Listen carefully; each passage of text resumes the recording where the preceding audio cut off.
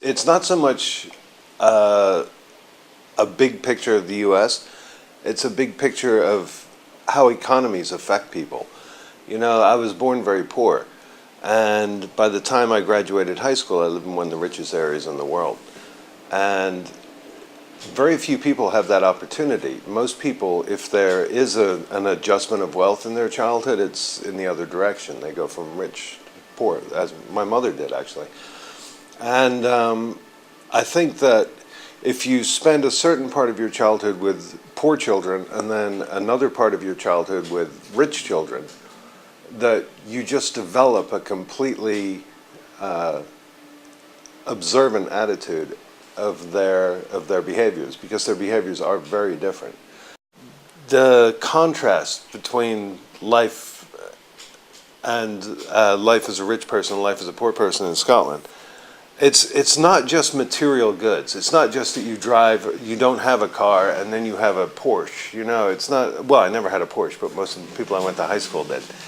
And it's not just your couch and your living, your TV, and everything is so nice when you're rich. There's also an attitude, because when you're poor, when you're growing up in these poor neighborhoods, you get told that what you get an idea of what is expected of you, and what is expected of you is not much. It's like you're given a lot of religion. You're told God will, you know, God accepts you, God this, God that. And by the time you start going to a really rich high school, you start hearing the world. You're the leader of tomorrow. You're gonna control the government. You know, these are the people. This small section. I went to one of the richest high schools in the country, and we were told, you know, we were the people who were going to make policy in the future. We were the power center. So we were told to dream big. Nothing was beyond us. And it's a very different message than I was getting when I was working with the kids of coal miners, out of work coal miners in Scotland. And the correctional system, the jails and the police departments, the whole law enforcement industry has managed to present itself through through massive media blitz of these television programs like CSI, Law and Order, where everybody is extremely competent and just absolutely knows what they're doing. And the lawyers are wonderful, Law and Order, you know, they just come in, they all know case law from 1950 and they can wrap it off the top of their heads. And that's not really what an actual courtroom looks like. It's a bunch of people who barely graduated City College who are sitting there going like this with papers trying to find some plea agreement that they lost. And so people just get plead out. They are forced to plead to things they didn't do just so they don't get 20-year sentences for it, you know.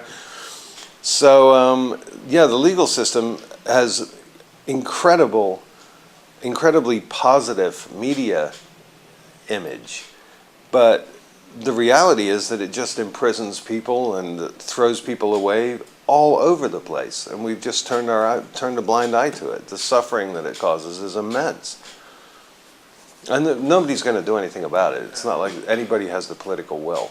I had a friend who was arrested when he was in high school, but he told me a story where they put him in, he was 15, so you're not legally allowed to question someone who's 15. But the laws, and he was actually dealing marijuana out of the high school. But legally, the police had to wait until somebody came up.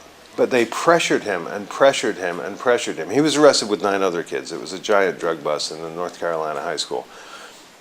He was the only one who knew enough, because his father was a corporate lawyer, who knew enough not to say anything. The other 8 kids all started talking. You're not allowed to do that. It's in the state law, you know. Police break the law all the time, and when I say break the law, I don't mean minor things. Like, the Constitution just doesn't seem to matter to law enforcement, and that has specifically gotten much worse. So, especially with the Patriot Act and terrorism fears and all that. So, yeah, people get abused all the time, and what we see, what we're blasted with, is these very righteous police officers doing the good thing, always trying to catch a very bad person. In actual fact, they're trying to catch someone who's committed at worst a very minor transgression, and they're doing brutal things to do it. All you have to do to be acquitted of a crime really is either have a great lawyer who can find some technicality to get you off, or stock the jury with people that you know. Juries are not corporate lawyers. They don't understand concepts like you're innocent until you're proven guilty. If the jury is unsure, it doesn't benefit them to release you. It's obvious math to me. If the jury does not want a murderer in their community. So if you might be a murderer, if policemen have said this guy's a murderer, well, you probably are. It's the lawyer's job to prove that you're not. So the way a jury thinks, juries are scared of murderers and rapists. They'd rather put them in prison. So right there, you're starting with 2 strikes.